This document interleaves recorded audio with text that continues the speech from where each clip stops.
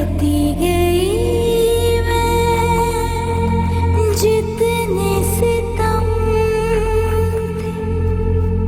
मुझसे परछाई भी रूठी है अपने जो छूट गए थे। माही तुम अब साथ निभाना, मेरी वफा तुम हाँ साम, मैं कल सुबह अपने घर जा रही हूँ।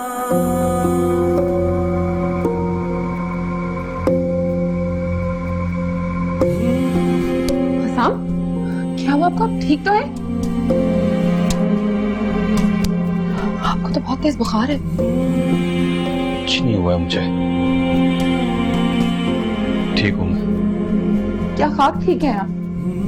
आपकी तबीयत ठीक नहीं है, तेज बुखार हो रहा है, जिस्म तप रहा है आपका। प्लीज हिम्मत करें, चलिए बैठे वहां पे। प्लीज आसाम, आराम से।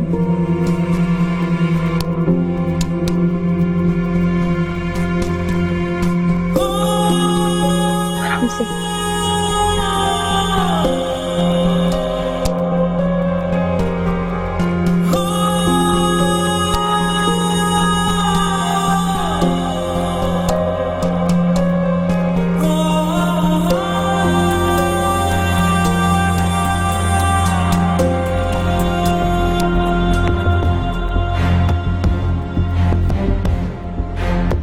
मेरी fiancee, I am not engage यार। और अगर ऐसा कुछ होता भी तो इसमें छुपाने वाली क्या बात थी? मेरा जो कुछ भी होगा उसका फैसला आप ही खुद करिए, और जहां तक शादी की बात है वो भी मैं आप ही की मर्जी से करूंगा।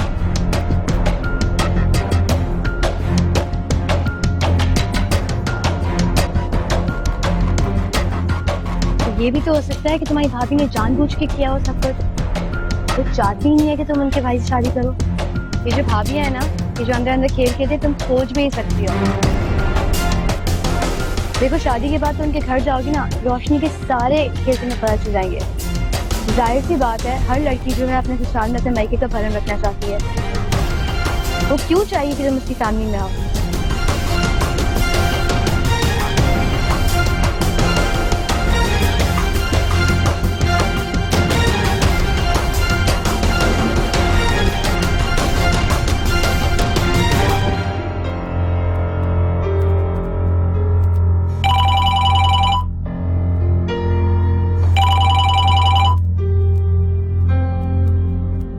ज़ारा, खैरियत? इतना लेट? ठीक कह रही थी तुम। रोशनी ने मुझसे झूठ कहा। राहिल ना तो कमिटेड है और ना ही इसकी एंगेजमेंट हुई है। रोशनी चाहती नहीं कि मैं उसके बारे में सोचूं। मुझे तो शुरू से ही शक था, मगर दिल कहता था कि शायद ऐसा ना हो। मगर देखो, वो ही हुआ ना। तुम ही नहीं मानती थी, तुम ही जरूरत से ज्यादा अपनी भाभी पे यकीन था। ठीक कह रही हो तुम। झूठ तो झूठ ही होता है, चाहे वो बड़ा हो या छोटा। मुझे मुझसे झूठ नहीं बोलना चाहिए था। ये चाहे झूठ छोटा ही था, मगर इसके पीछे जो वजह थी वो छोटी नहीं थी। इसका तो मतलब ये हुआ ना कि वो तुम्हें पसंद नहीं करती और बहुत चालाकी से ढोंग रचा रही अच्छा बनने का। क्या मैं उनसे पूछूं कि उन्होंने मेरे साथ ये क्यों किया?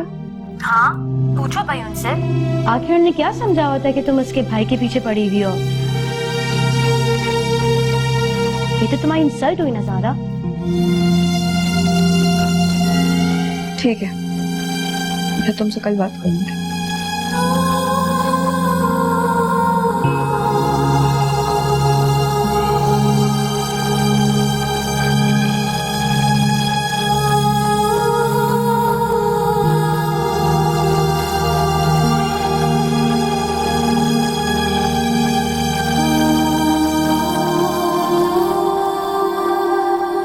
हसाम की तबीयत खराब है, रोशनी ने डॉक्टर बुला लिया और मुझे देखे कमरे से निकाल दिया, कहने लगे आपकी जरूरत नहीं है।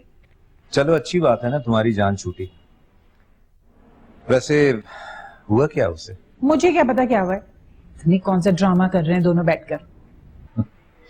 कुछ नहीं कर सकेगी तुम्हारी बहू।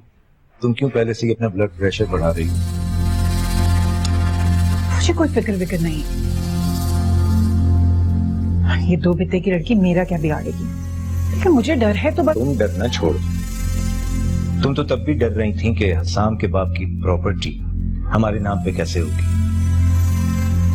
कुवैत से इतनी बड़ी बड़ी रकमें पाकिस्तान ट्रांसफर हो गई, किसी को कुछ पता चला? जान तो अब भी सूली पर ही लड़की रहती है ना। वो मनोज लॉयर तो हमें अभी भी ढूंढ रहा है। हर वक्त यही धड़का लगा रहता है कि कितना वक्त गुजर गया, कुछ हुआ? कुछ नहीं, आइंदा भी कुछ नहीं होगा। एक्चुअली तुमने अपने अंदर डर को बिठा लिया, इसलिए तुम्हें हर चीज अब डराने लगी है। अब हसाम जरा सा बीमार क्या हुआ, तुम्हें लगता है कि वो। अरे मुझे इस बात की फिक्र नहीं है। मुझे फिक्र है तो सिर्फ इस बात की कि अगर बच्चों को ये पता चल गया कि जुनैर और हसाम हमारे बच्चे नहीं हैं और हम उनकी दौलत पर अय्याशी कर रहे हैं, तो फिर क्या होगा? अव्वल तो ऐसा होगा नहीं, अगर हुआ तो देख लेंगे। मुमताज बेगम, रुपए पैसे में बड़ी ताकत होती है, सब कुछ बदल के रह जाता है। नोटों की गड्डियों तले बड़े बड़े राज कुचले जा सकते हैं, इसलिए तुम्हें फिक्र करने की कोई जरूरत नहीं।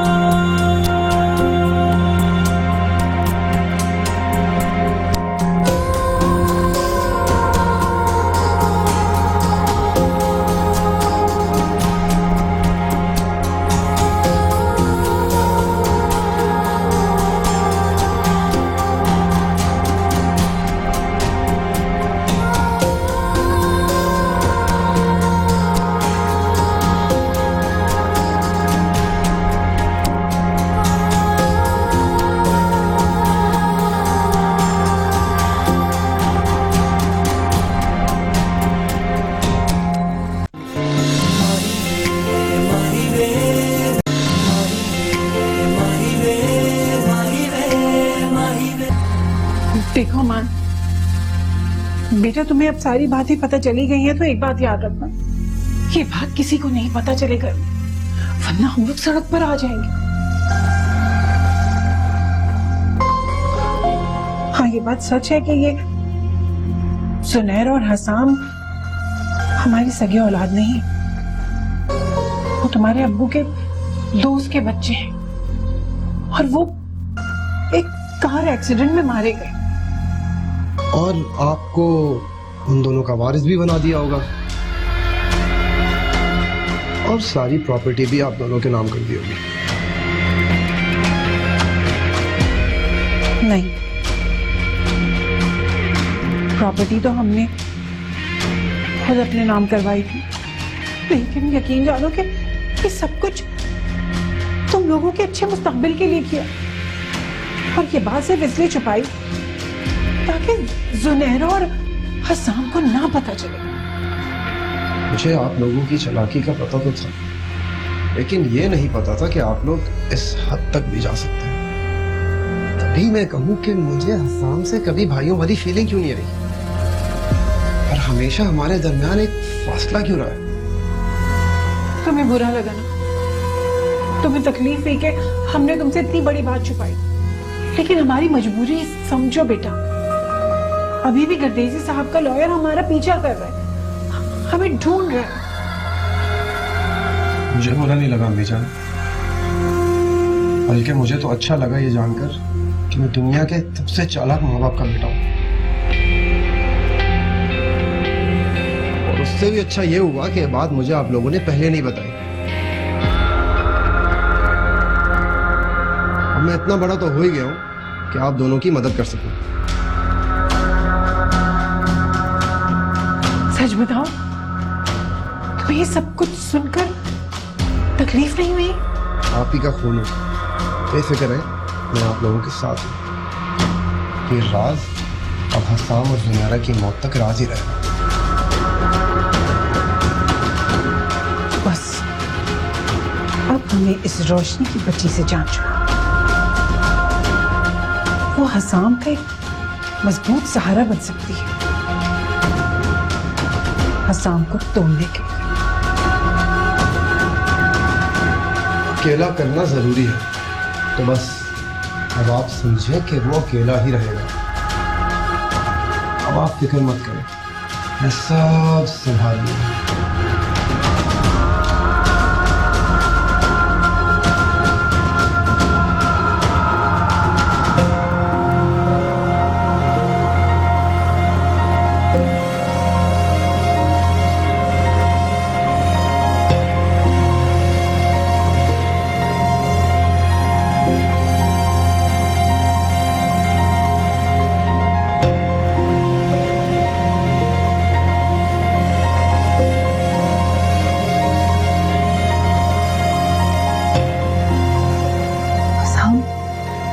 अच्छा हुआ आप उठ गए, दवाई ले लीजिए।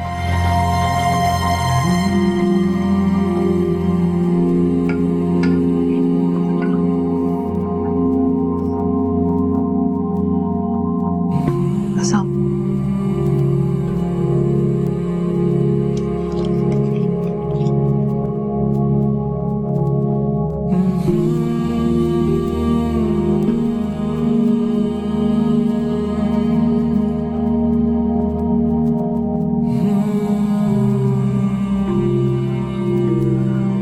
शुक्रिया। शुक्रिया किस बात का हसाम, ये तो मेरा फर्ज है। हसाम, वो डॉक्टर कह रहे थे कि आपने किसी बात का स्ट्रेस लिया हुआ। क्या मैं पूछ सकती हूँ कैसी क्या बात है जो आपको परेशान कर रही है?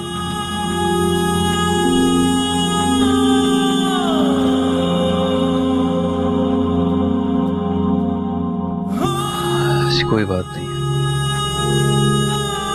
ठीक है, तो फिर कह दीजिए कि आप मुझे बताना नहीं चाहते।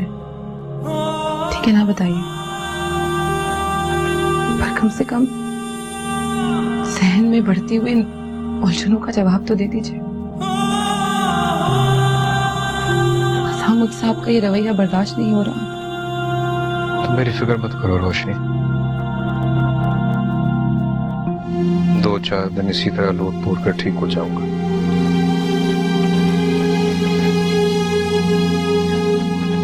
मैंने देखा कि तुम रात भर जागती रही हो, सो जाओ। मुझे नींद नहीं आएगी।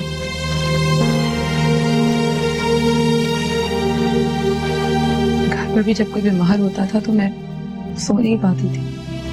आप चाय पियेंगे? मैं आपके लिए चाय ले आऊं? नहीं, जरूरत नहीं है मुझे। जरूरत तो है। हसाम, आपकी तबीयत इतनी ज्यादा खराब रही है, आपने कुछ नहीं खाया। चाय के साथ कुछ खा लेंगे तो बेहतर फील करेंगे। भूख हो गई तो क्या दूंगा? भूख का होना जरूरी नहीं है इसमें, बगैर भूख के भी खाया जा सकता है, इसमें कोई हर्ज नहीं। मैं आपके लिए कुछ ले आती हूँ।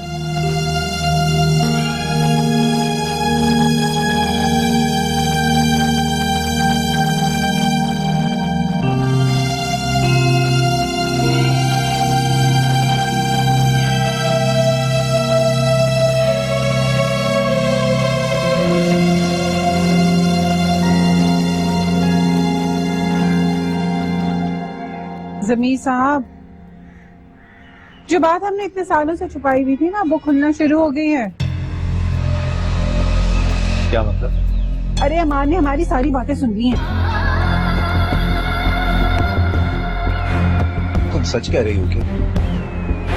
तो फिर अमान ने क्या कहा? अरे टेंशन लेने की कोई बात ही नहीं। अरे आपको पता उसने क्या कहा? उसने तो कहा है कि बहुत अच्छा हो, वो तो बहुत खुश हुआ। कहने लगा अच्छा हो मुझे पहले की बात पता नहीं चली, वरना मैं तो किसी और तरीके से रिएक्ट करता। लेकिन फिर भी अच्छा नहीं। अगर ये बात कल घर के किसी और वक्त को पता चली ना तो फिर। अरे नहीं पता चलने वाला किसी को। और वैसे भी अच्छा हुआ कि अमान के बाद पता चल गई। कम से कम हम 2 से 3 तो हुए। अब डट के इन सबका मुकाबला करेंगे। तुम फसाद की सबसे बड़ी उस जड़ को मत भूलो। याद रखो ये राज रोशनी पर किसी सूरत में नहीं खुलना चाहिए। अरे क्यों खुलेगी?